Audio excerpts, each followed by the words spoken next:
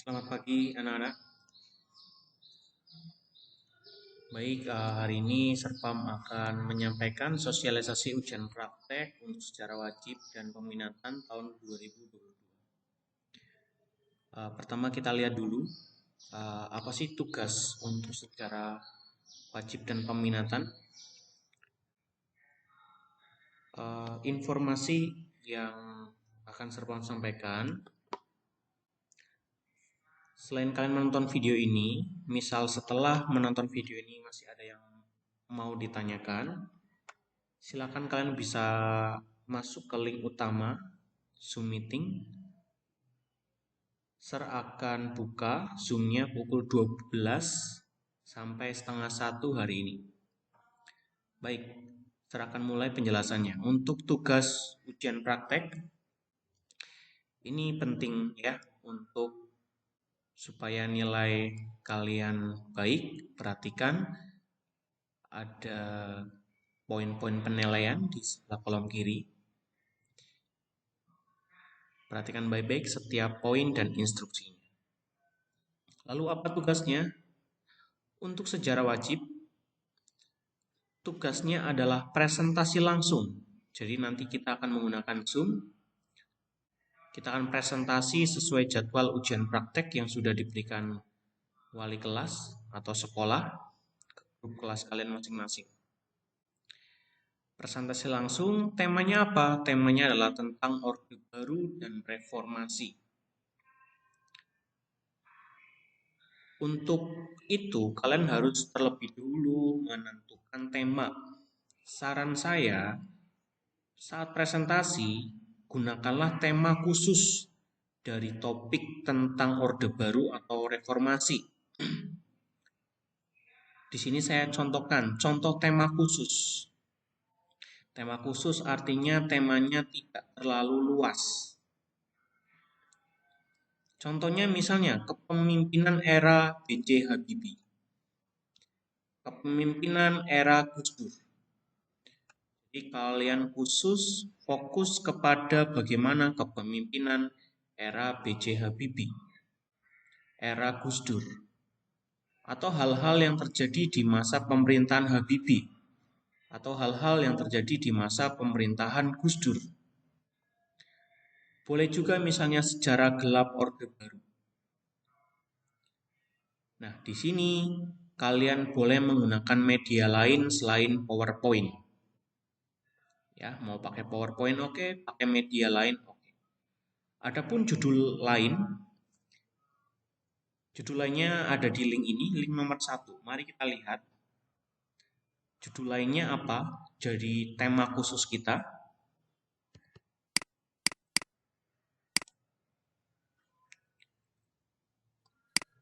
Judul lainnya untuk tema khusus bisa kalian ambil seperti contoh Super Semar, Sidang Umum MPRS.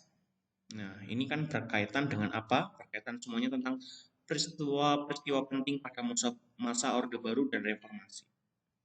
Boleh Super Semar, boleh Sidang Umum MPRS. Jadi fokus khusus membahas itu. Kalian bisa fokus judulnya ke tema, judulnya Nawaksara, bisa pemilihan umum, bisa sidang MPRS 1973,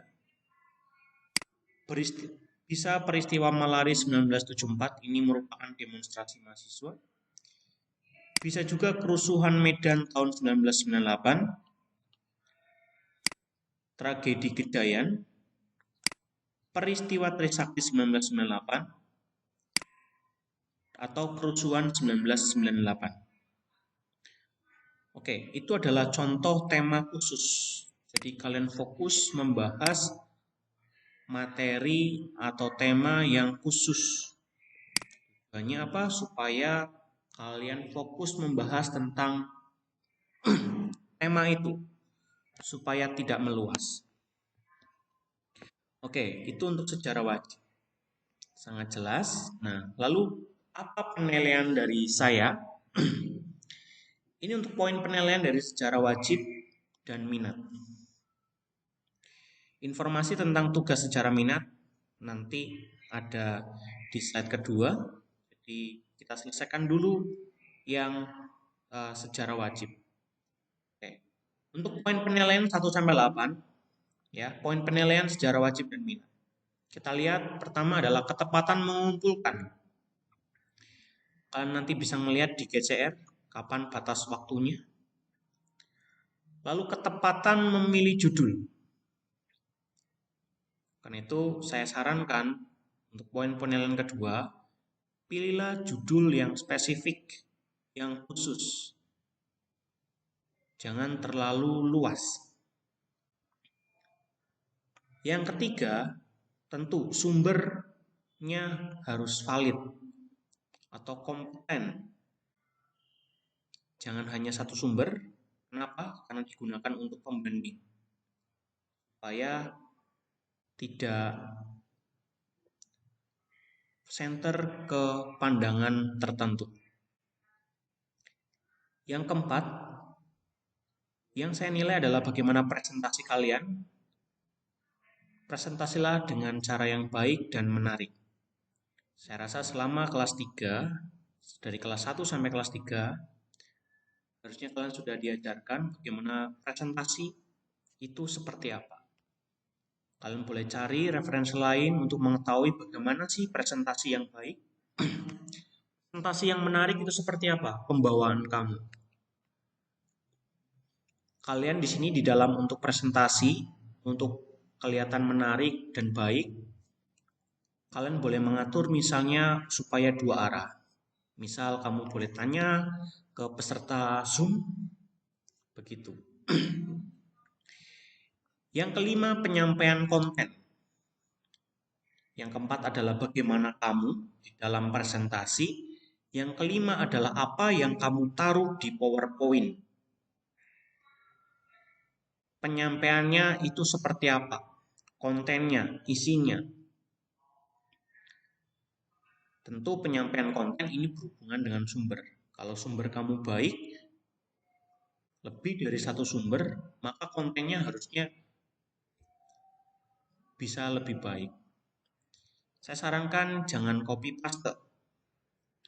Kalian harus bisa menyusun kalimatnya untuk menjadi satu buah rangkaian penyampaian yang baik. Sehingga setiap konten dari slide satu ke slide yang lainnya itu saling terhubung, punya kronologi yang jelas.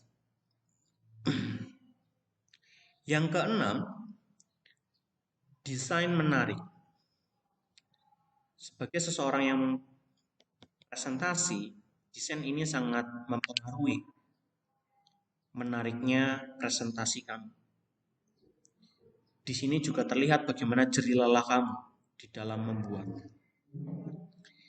Yang ketujuh adalah slide-nya hanya terdiri dari 7 slide. Aturannya harus seperti ini. Inilah alasan kenapa temanya itu harus spesifik.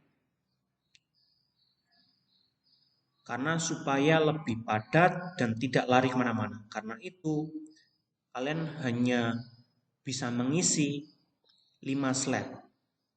Di mana 2 slide-nya adalah yang pertama adalah judul presentasi dan biodata diri. Itu ditaruh di slide pertama. Sedangkan slide terakhir kalian isi dengan daftar pustaka. Sumber-sumber kamu diambil dari mana. Sehingga kalian bisa menaruh isi atau konten dari tema kamu itu bisa di slide kedua dan 6. Kalian harus baik-baik menyusun dari setiap sumber itu dijadikan sebagai satu kesatuan alur yang baik. Kalau kalian hanya copy paste, maka alurnya tidak akan kelihatan baik dan itu terlihat. Ingat, ini adalah ujian praktek yang membantu sekali di dalam penilaian akhir kalian.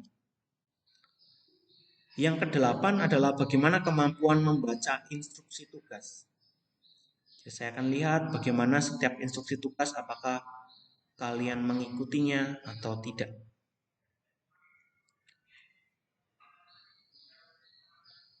Lalu saya ulangi, jika masih ada pertanyaan, kita bisa ketemu di Zoom utama pukul 12 sampai 12.30. Jadi ini adalah poin penilaian secara wajib dan minat.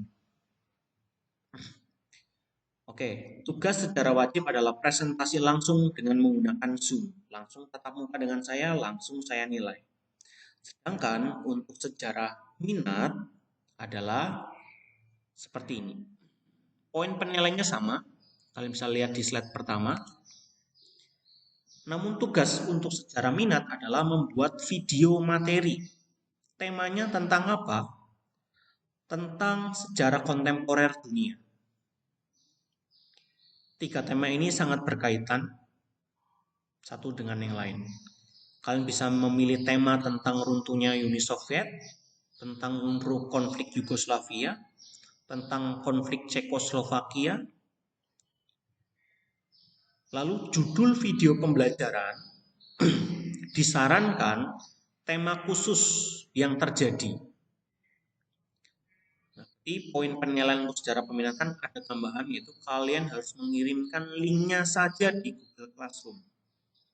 Itu artinya kemampuan membaca instruksi. Judul dari tema khusus apa saja dari sejarah peminatan? Saya contohkan, contoh tema khusus atau spesifik dari sejarah peminatan.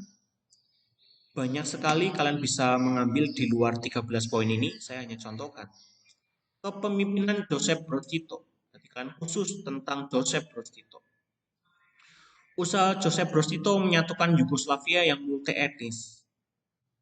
Berarti kalian khusus bahas tentang itu. Usaha Broz Tito melawan Nazi, nomor 3. Nomor 4, usaha Broz Tito menggulingkan kerajaan Yugoslavia. Yang kelima, masalah-masalah yang muncul di Yugoslavia setelah Broz Tito meninggal. Yang keenam, perang Yugoslavia setelah Broz Tito meninggal. Yang ketujuh, konflik di Bosnia Herzegovina. 8, perjanjian Dayton dan dampaknya.